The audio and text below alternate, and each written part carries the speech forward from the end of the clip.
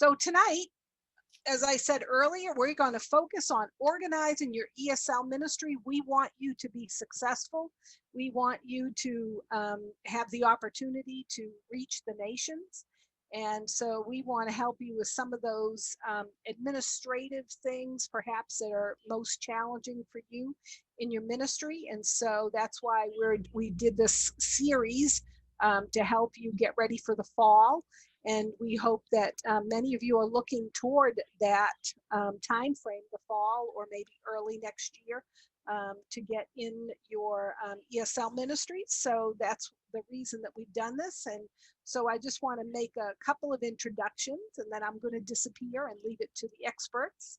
I'm Sandy Coelho, and I serve at the Baptist Convention of New England as Leadership Development Director, as well as the Compassion Ministries Coordinator. And I've been doing that for about 20 years at the convention. And so although Compassion Ministry is only a couple of years old for me, and I inherited two great ESL specialists, and I get to introduce them to you. First, Pam Seremet, who is from Nashua, New Hampshire, and she has lots of experience in ESL, as well as in her job now, her current job. She works with internationals and ESL, so she's got lots of experience there.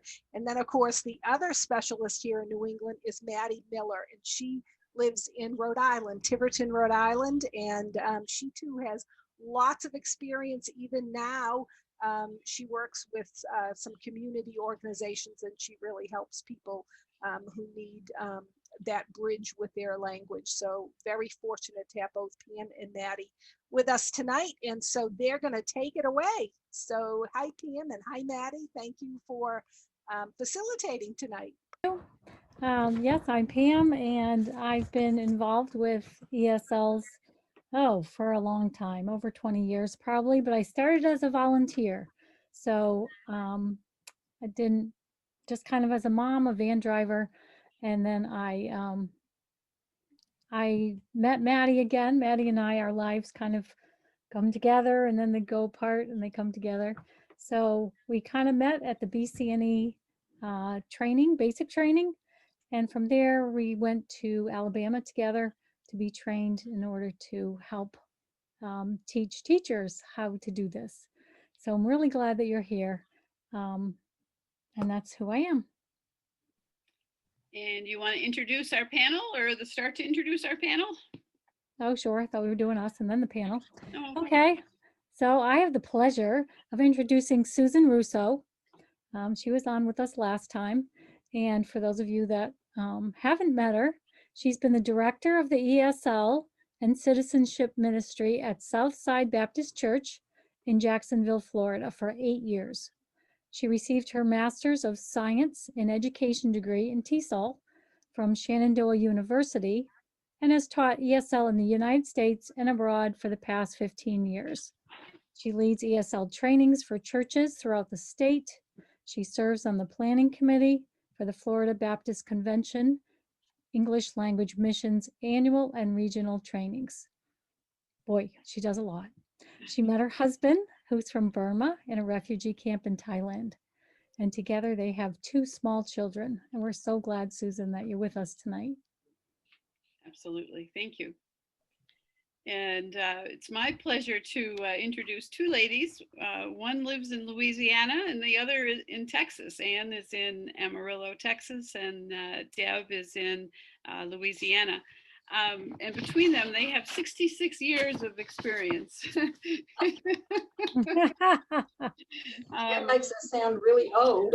Well, you're so we young. are. You're young at heart. Young at heart.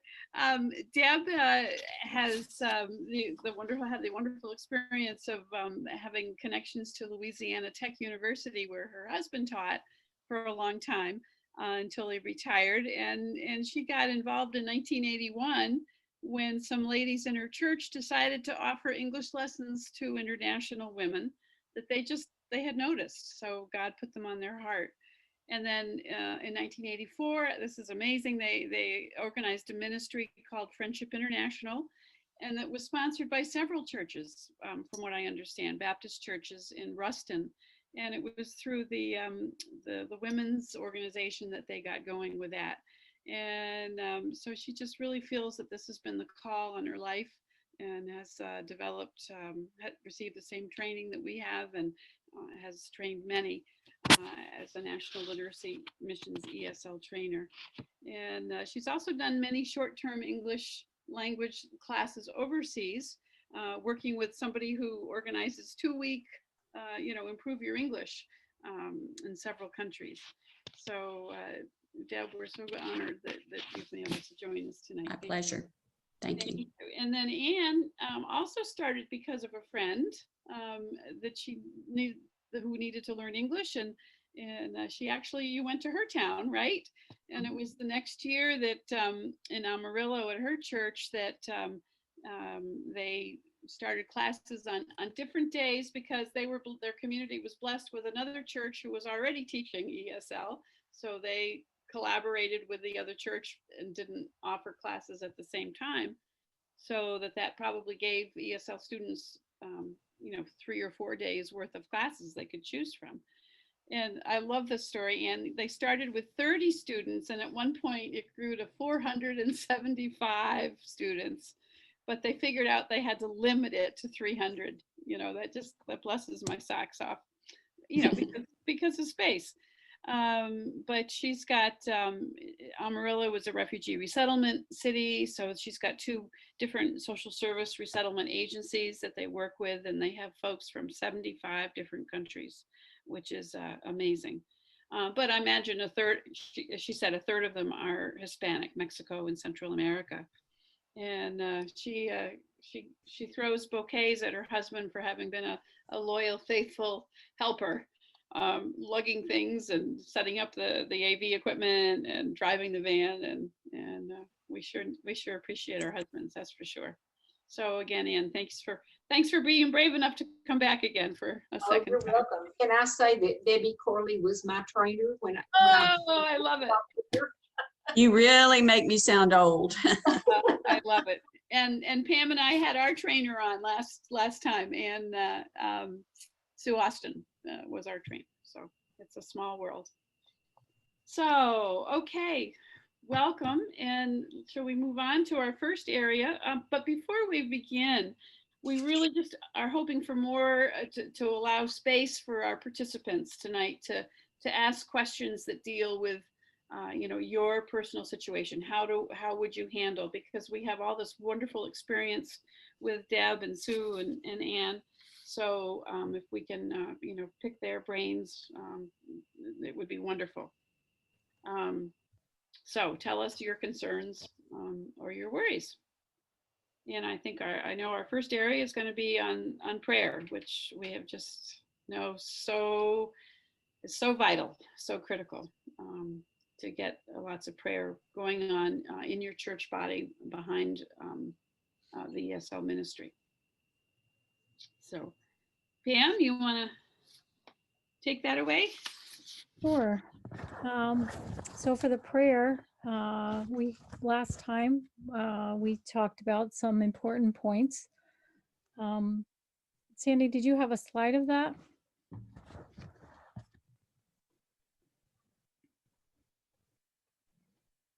Okay, so if you were with us last time, these were the major bullet points, and I'm not going to read through them, but you can take a look at them.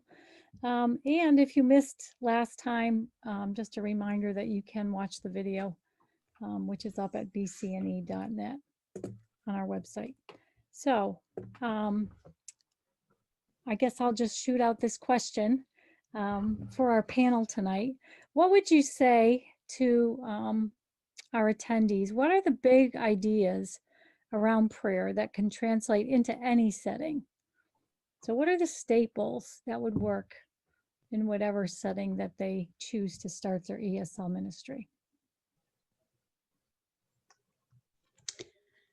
I would say that any ministry can ask each of their volunteers to enlist a personal prayer partner. That is something that we have done, that every volunteer, whether they're teacher or helping with refreshments, but especially the teachers need to have their own personal prayer partner who prays for them regularly and to whom they can feed information and needs and that sort of thing, and just know that someone is praying specifically for them. That has been one of the things that we have found to be effective. Thank you. Thanks for sharing. Yeah, wonderful. That didn't get hit on last time. Yeah, yeah. One of the points last time that I really appreciated hearing was to ask the Bible studies that are already meeting at the same time to kind of adopt a class. I really like that idea, praying for them even as they're in class, but I'm sure the Lord would bring them to mind throughout the week as well. Great. Somebody else?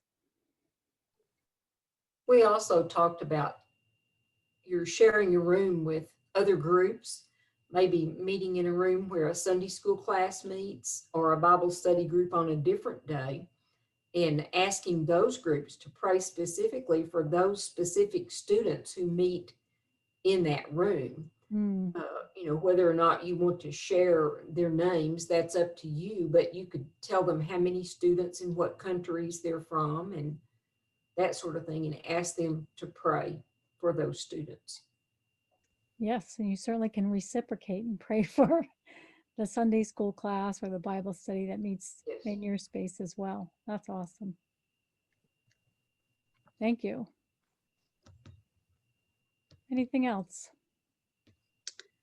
Another thing that I think is valuable is we try to remind our teachers, because they have the lesson plan outline, the very first thing there on that lesson plan outline is prayer.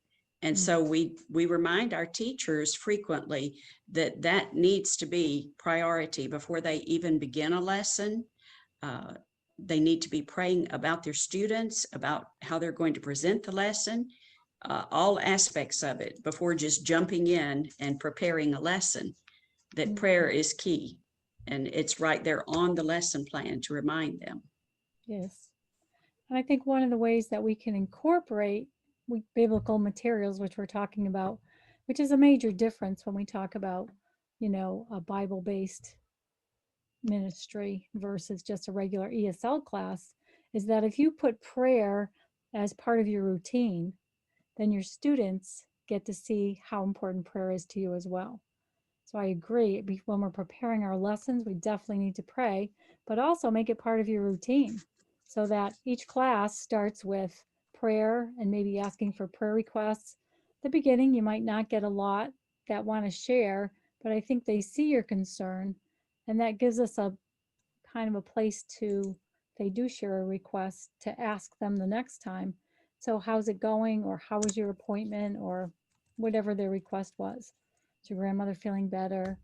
And I just think it shows compassion and builds that relationship too. So thank you, Deb. That's What I wonderful. like to share is that we do a Bible verse before we pray.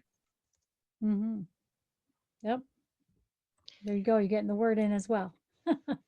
In many cases, you're teaching your students how to pray as well, because they may not be, they may pray as part of a different religion, but it's a very different, the things that you say, the manner in which you approach God or you talk to God and listening to God can be very different.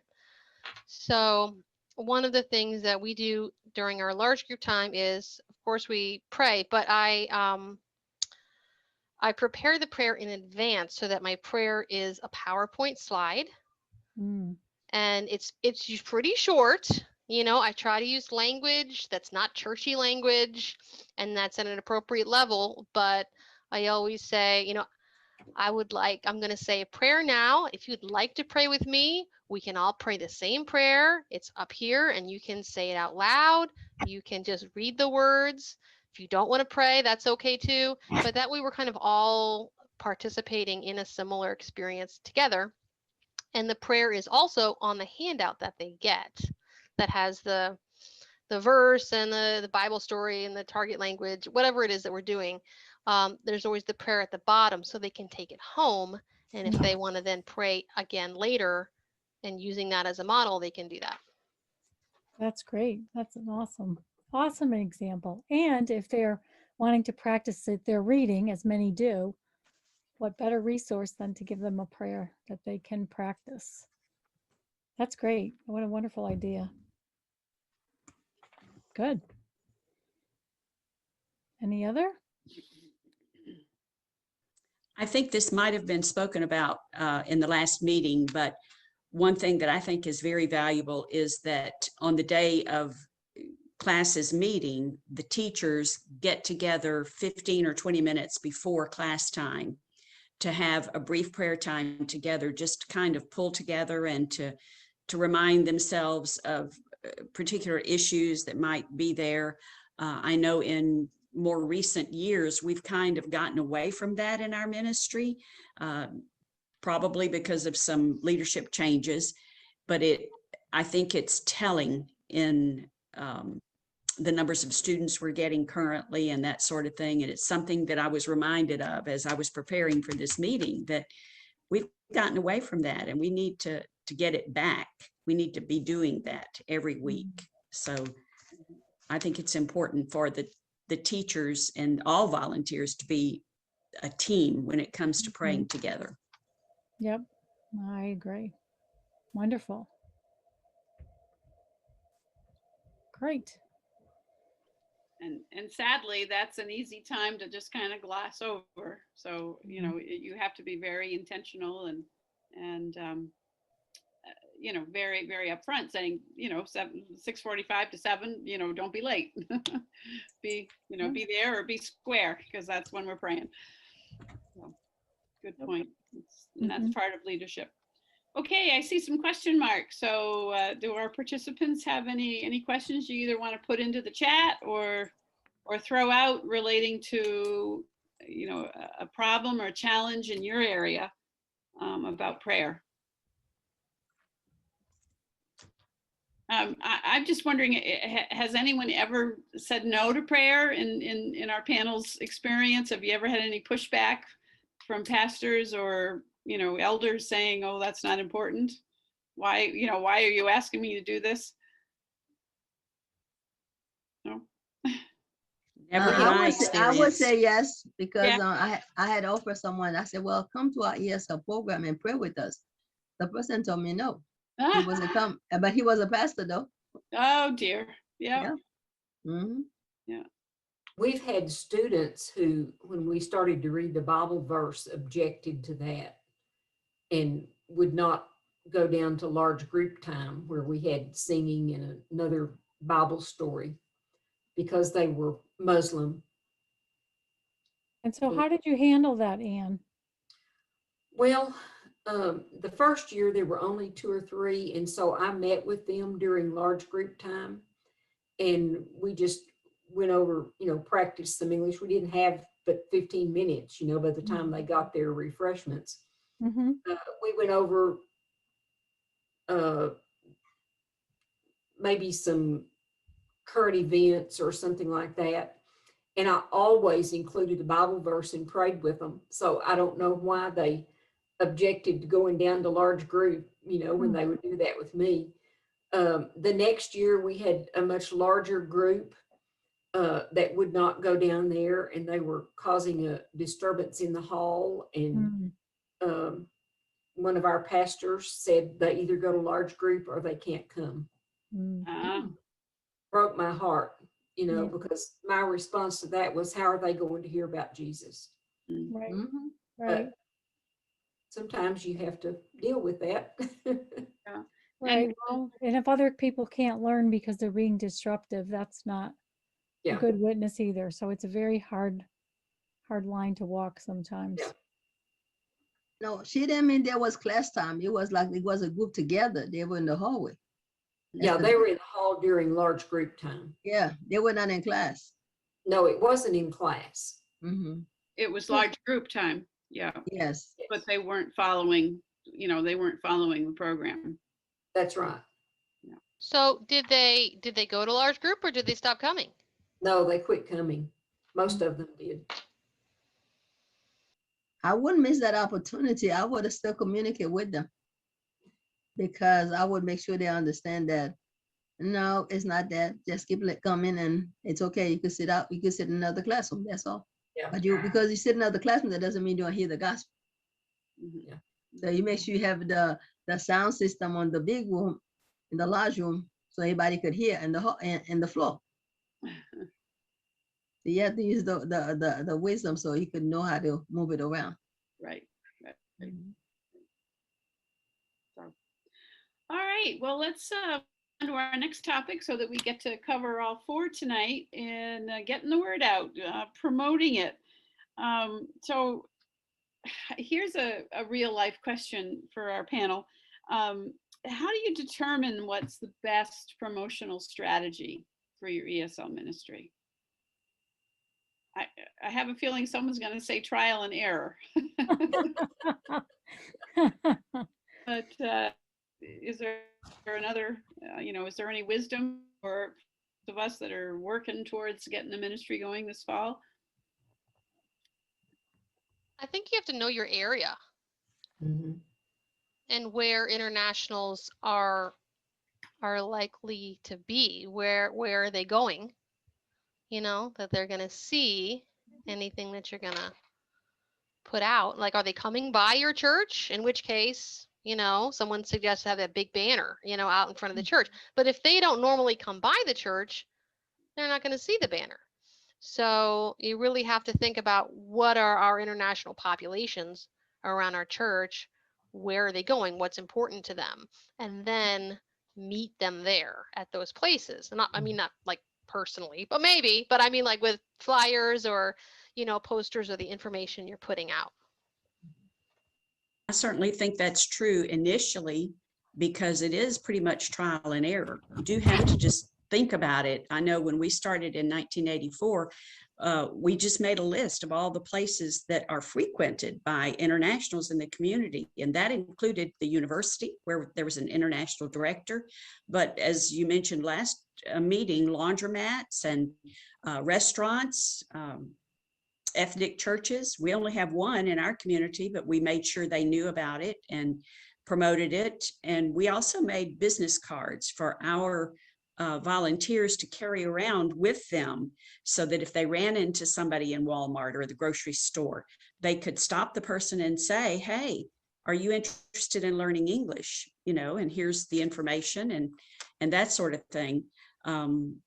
Even the school system, children who are enrolled in school who are non-English speakers, you can talk with the teachers who are doing ESL in the schools and give them the information so they can pass it on to parents. So they're just, every possibility. Once you start having students, as has been mentioned many times, pretty much word of mouth is going to keep it going. Right. I know that every year we, in August, get out new flyers and actually ask our volunteers to deliver them personally or mail them, whichever they can do, to the students from last year. And that's the beginning point. But we always put the flyers back out in the major places around town where we know internationals are going to be. Good. We talked last time about putting a banner out. I saw a new twist on that since we met last time. Our church was getting ready for a vacation Bible school, and we don't have a big sign out that they could put something like that on. So they had a banner made and they put it on, they fastened it somehow on the side of the church van and parked it on the street by the church with the big sign that said Vacation Bible School and what days and time. So I thought, boy, I hope they do that for ESL too. Yeah, That's a good idea. that's a good idea. If you don't have a church van, just put it on somebody's car. Yeah. Up in the mountains of New Hampshire, I've seen restaurants who are a little bit off the beaten path. They will put a van with the restaurant's logo and information and a big arrow. So that's saying, in other words, come down this way and find the restaurant. But that makes good sense for ESL or a vacation Bible school. Great. Do our participants have any questions or any thoughts they want to add to this as to things that have been successful for you? And it's pretty quiet. Okay. Great ideas. Thank you so much, ladies. And so Pam, you want to go on with volunteers? Yes, and this time we have a scenario for volunteers.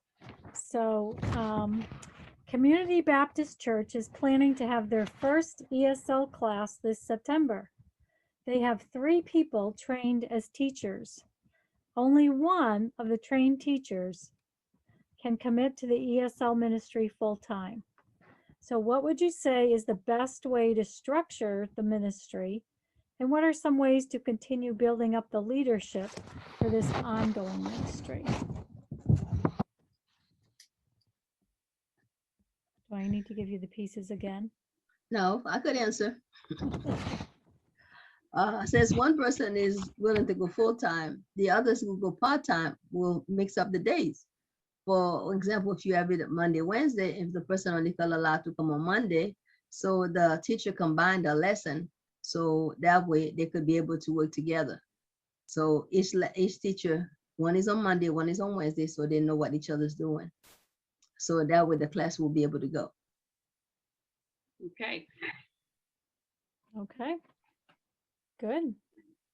Right, and another option might be, depending on the number of students, would be maybe having different classes for each teacher, depending on their availability. So there need not be a continuation, a flow over, but one teacher would be responsible for a certain group, younger ones or older ones, or something like that. That would give some, keep the teachers time available to the students who can meet at that time, and that would be able to help balance the schedule. Mm-hmm. A lot depends on what you mean by full-time. In our ministry, full-time means teaching once a week. That's all we're able to offer. Mm-hmm. So if that's the case, the one person who can do it full-time means that there either can only be one level, or there can be a multi-level class, and the 2 who are not able to commit full-time will have to be helpers in some way, helping with the other things that need to be done initially. The transportation, the interviews for placement, that sort of thing. And they can just be helpers. Honestly, one of the best things that we have done over the years is to encourage people in our community, because our ministry is sponsored by all the Baptist churches. We have a little bit different situation, and we have to reach out into all the churches, not just one particular church. But we say things like, just come visit us, or just come be a helper in a class. And we have gotten more volunteers that way, just by having people come even one time. If it's their turn to provide refreshments, for example, come and watch, come see what we're doing, and they get hooked. Especially if you have one helper in every class with every teacher, eventually those helpers become volunteers themselves. They get involved and want to learn how to teach and be trained and that sort of thing. So if you start with 1 and 2 helpers, eventually it should work out that those 2 helpers reach out to others and start drawing others in too. And, as you make the ministry known in the church or the community, it will expand. Mm-hmm. Yep. Yeah. Well, I could also see if you have 3 teachers and one's full-time, the other 2, like that one would have their own level kind of thing. The other 2 maybe, hopefully, could do maybe in every other. So if they couldn't do it every week, perhaps they could do it every other week, and then you would have a teacher for that second level. So you're right, there's not going to be one way to do it. But you're right. I think people kind of shy away if they haven't, like I got a lot of, oh, I've never taught anything before. And same with you. Well, just come and observe, you know. Yeah, just come Where I work watch. now, we do that with interns, we do that with volunteers. Just come, or even on Zoom, just come, be part of the class, and they end up, you know, just participating. And lots of times I say, you know, you're just a good example of how to speak English. You don't have to prepare. You just already know the language, and you're just being a good model to speak it and to help those that are, you know, need a little extra support. So I agree with that. Those helpers make great substitutes too, when Yes, you need they do. someone to Yep, fill in. exactly. They've been in the class, they know the students, Yeah. they know where the lessons are going, you know, the format and everything. So One thing that we tried when we first started, we were the only teachers, and we had multiple levels of students. It was a university town. And so we had university students and we had community people also. But nobody else had had the training, and nobody else, they said they didn't know what to do. So we planned the lesson, Nolan and I, and I taught the new words and the sentences, and then we had break. And after break, we broke them up into groups by level, and we had 3 different groups, and I had volunteers work with them to do the communication practice activities. Mhm. And I planned those. And then we met after class and talked about, okay, how did this go? And how did that go? What do we need to do differently? And that worked well for that first year. And we had different people, you know, it wasn't the same people every week, but eventually we got enough people from that church that were interested that took the workshop, and they started doing it. That's awesome. Yep. And when you asked a helper to come in after the break, that didn't require them to have a 2.5-hour commitment that night, but maybe an hour, you know, maybe. Well, no, they were there for the whole class. Oh, they were. Okay. They were. Mhm. Okay. But they didn't come every time, see? Yeah, they didn't come every time, but they were there for the Yep. whole class. And did you have university students come to volunteer? No, not to volunteer. They were taking the class. No, what I'm saying, the place that I worked, we had Southern New Hampshire students come and help me as a teacher from the university. So if you're in a university town, I wonder if you can kind of have that avenue as well to get the volunteer, I'll say American volunteers that are students at the university to come help other students who are international. Because You then they're could. friends on the campus.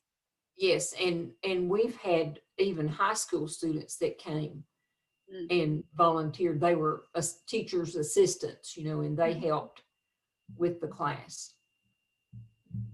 That's awesome. That's wonderful. Susan, you mentioned last time that you were good at that, you know, finding people that needed, hours, volunteer hours or. Yeah. Partnering with a local college or university, Mhm. particularly their education department. Right. A lot of them have observation requirements or internship requirements, and those are just young people who already are interested in education, possibly interested in ESL specifically, although not always. And here you are providing an environment that has something that they need. That may be the only time they've ever been in the church. That's true. Yep. That's a wonderful opportunity as well. So what I'm hearing is that there are lots of options, lots of, you know, if whatever the situation is, that's who the Lord's provided, and he'll provide the inspiration to take advantage of what's available to you. So thank you. That's great. I know we've had a great participation here, so I don't think that I think we can skip this one unless anyone's got another question or comment to make about volunteers or teaching. I had one thing I wanted to say about volunteers, because there are so many different things that people can do to volunteer, but one of the key ones is childcare. That is so important. And when we began our ministry, we had a child care coordinator who was a volunteer, just like the teachers or anyone else. And she saw it as her calling, and she did a fabulous job planning activities for the children and just making it another part of the ministry. Eventually, she had to give up that role, and we didn't have anybody. And at one point, we finally had to start hiring people to do childcare. I regret that, because now it's virtually impossible to find anybody who's willing to be a volunteer and take care of the children. And therefore, we wind up with basically babysitters who don't plan activities for the children. They're just watching them. So I guess it's just a word of caution that, if at all possible, avoid hiring childcare workers. Try to make that a part of the ministry, that it be a volunteer position, just like any other part of the ministry. And I think we talked last time about my how observation. important it is to get the church involved, your own church. So making these needs known, you might be able to draw from the congregation those that might have the leading to work with the children, and know that that's just as important as getting up to teach the students, because if there isn't childcare, many of the moms can't come during the day, you know. And yes, it is a great ministry, just as transportation is, just as refreshments is, just as registration is. So I think the more we talk about these ministries within our church, I think that's what excites other people, that you don't just have to teach, you don't have to have education. We need everybody, whether it's the prayer team, whether it's the setup team, or whatever you have, or your needs are. And people won't know what the needs are unless you tell them, you know.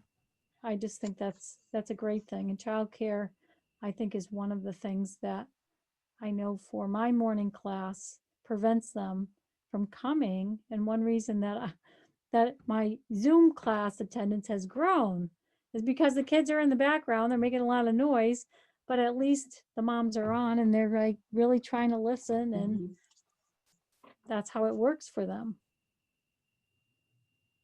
So thanks for sharing that, Deb. That was good. Okay, well, let's round the corner towards our last area, which is setting up your space. And we have one more scenario here. Lakeside Church. Thanks again, a shout out to Sandy for setting this all up. Lakeside Church has had ESL in their building for several years, but since COVID, they've been doing some renovations, and some of the spaces previously used are not available. So how do you create space? How do you do ESL ministry without proper classrooms? What are some of our panel's, experiences with maybe less than perfect, classroom situations? Anne? Voice of experience here, and this was in London actually, but we had one large room, and we had 3 levels of classes of adults, women, one in each corner, and then we had the preschool children in the other corner. Oh, Oh boy. and how did that work out? It really worked well. Until one of the ladies from Oklahoma started singing Oklahoma with her group. And then everyone turned and looked at them, but they all learned to sing Oklahoma after that. Also, having taught overseas in several countries, I can say that you can teach just about anywhere. You can make a hall your classroom. You can make a large room like Anne is talking about. You can divide it up with everyone facing away from each other, like in the corners facing away. You can put plastic tablecloths on the wall that you can write on with those markers that are for expo markers. Erasable. There's plenty erasable, right?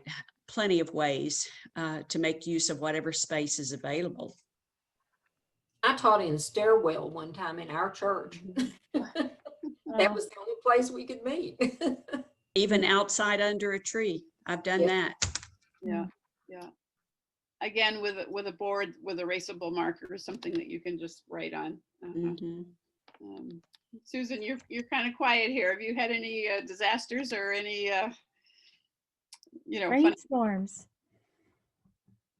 No, we've changed spaces over the years. The only thing that we've done that did not really work well was putting adult learners in children's classrooms. That did not work well because they're all sitting in like tiny chairs, and it's just sort of like a little condescending, I guess. You know what I mean? So that I don't work with what you've got. If that's what you've got, pray over it. But that's the only thing we've done that really I was like, this is not going well. Well, Sitting at tiny tables. from personal experience, I started thinking about retirement when I didn't like getting in and out of the because I taught in the public school, but those chairs are not comfortable.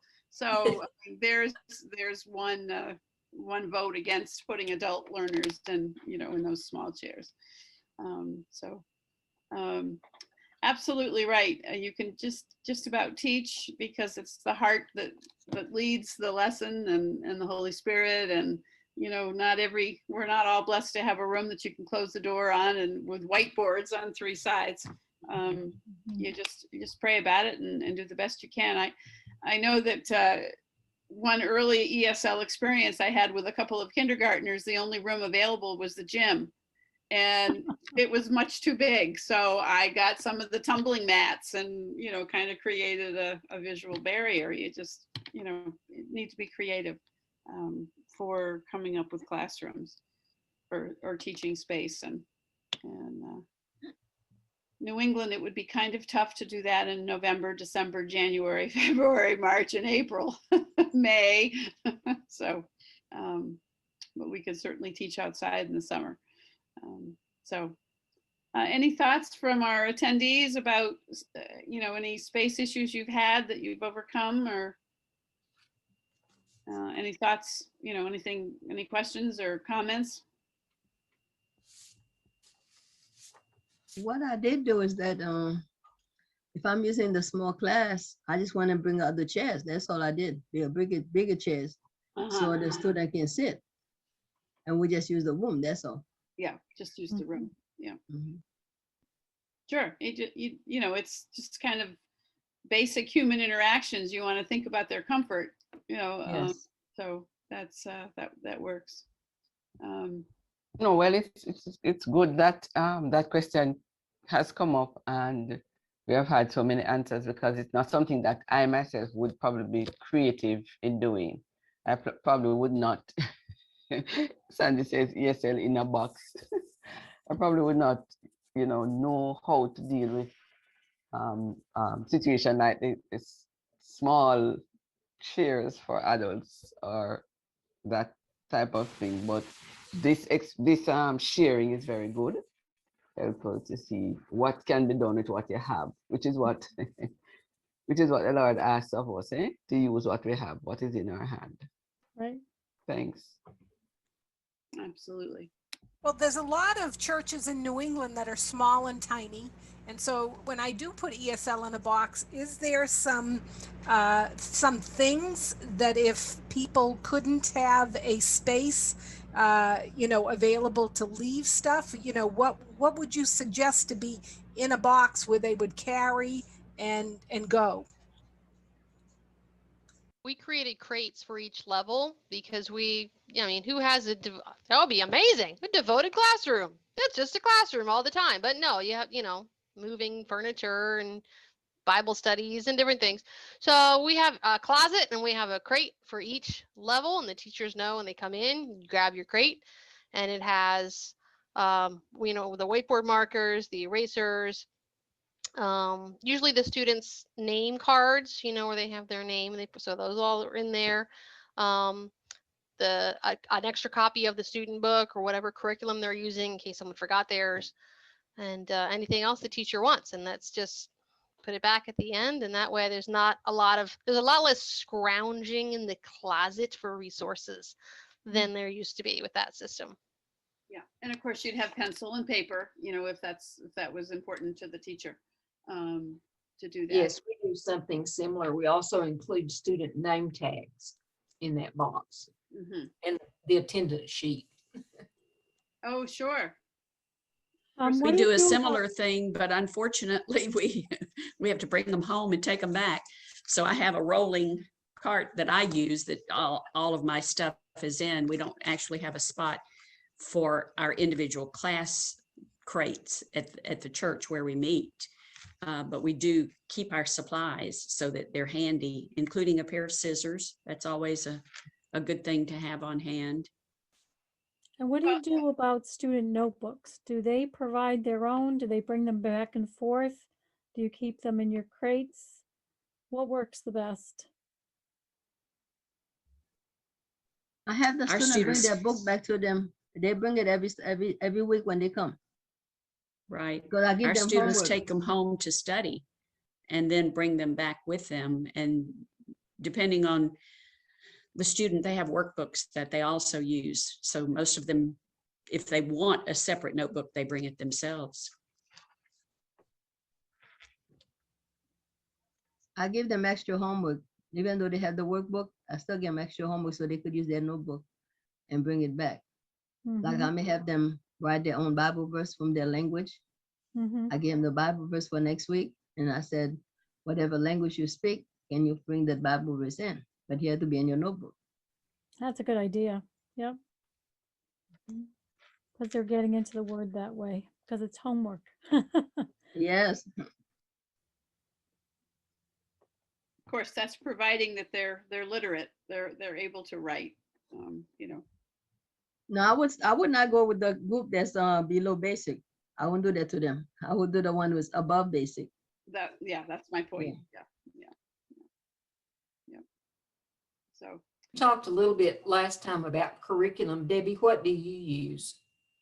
We are currently using Ventures from Cambridge. I think you all are using that too. Yes. We just transitioned to that a couple of years ago.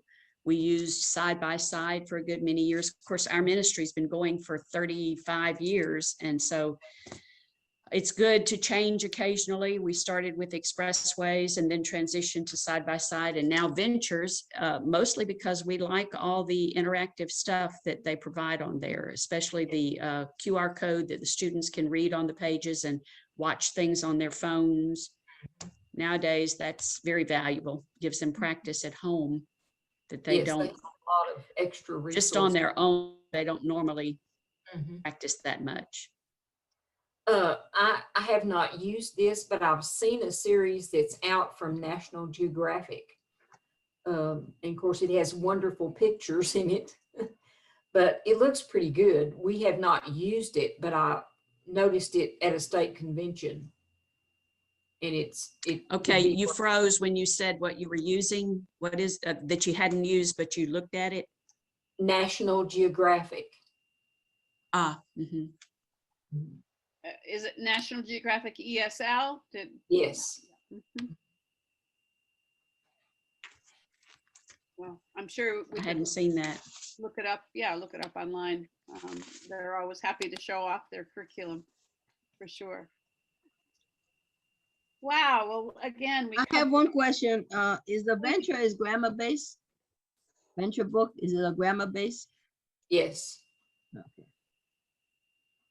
Kind of a grammar in context type of Yeah, approach, really, it where is. it's Mhm. modeled around different spheres of life. Right. Like a lot are. So you've Topics. got your, Right. in the classroom and at home and around town and at work and like that, and Exactly. build in level appropriate and kind of sequential Mhm. grammar points Is it run into the each same way lesson. as side by side?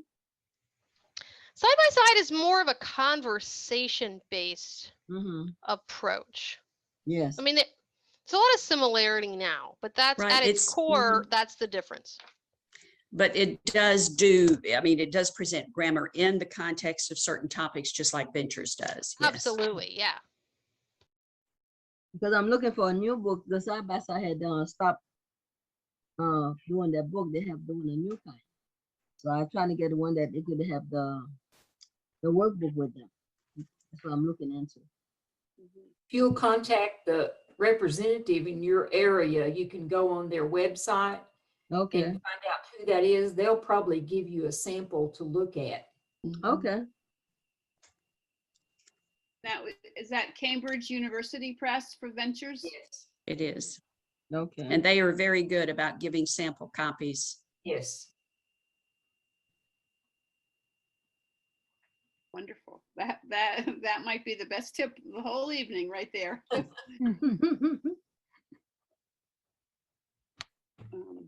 Does they do any kind of training for venture? Are we BCNE? No. For venture itself, somebody who use venture already, do they do any training? If you contact your representative, you can usually set up a one-on-one training. Now, what we do in our state, in Florida, is like I contacted our rep and I was like, oh, a wealth of digital knowledge. And then I passed that on to a bunch of other ministries. And then we got together and we were like, oh, let's schedule a Zoom meeting with Jim, our ventures rep, to, kind of disseminate this to a lot of directors at once. So we did that, and that's really taken off. Yeah. Okay. Sure that is. That's a good idea. There is a lot of information. You've got to read the introduction material and everything that goes with the series. And we Okay. did that and then presented the basic things to our teachers so they would know how to use it. Okay. So And that's Ventures by Cambridge, you said? Cambridge University Press. University Press. And what's the website? Venture? CambridgeUniversityPress.com. Oh, okay. Thank you. Is my guess, but you could just Google Cambridge University Press, and that would take you to the website. Okay. And we did the same thing in the public school when we piloted. We introduced a new series. Thankfully, I can't remember the name of it, but we spent a lot of staff development understanding the structure of the book, how it was set up, how the lessons progressed, and whatnot. So that's always very valuable staff development for your volunteers to really understand the material. Yes. Time well spent.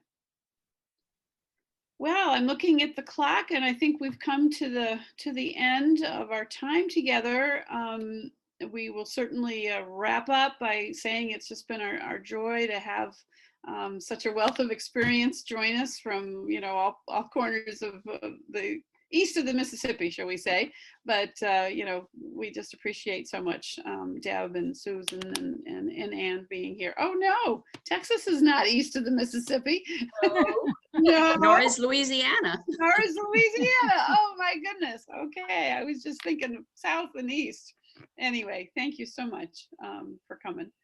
And stay tuned, New England, because in the fall we are going to do another basic ESL training course. And COVID has, helped us to create 3 2-hour Zoom calls followed up by one in-person time. And Pam and I and Sandy need to get together and set the dates, but it's coming. And following the basic training, we will, come back to doing topical things such as we've done here this evening. So thank you everybody so much. And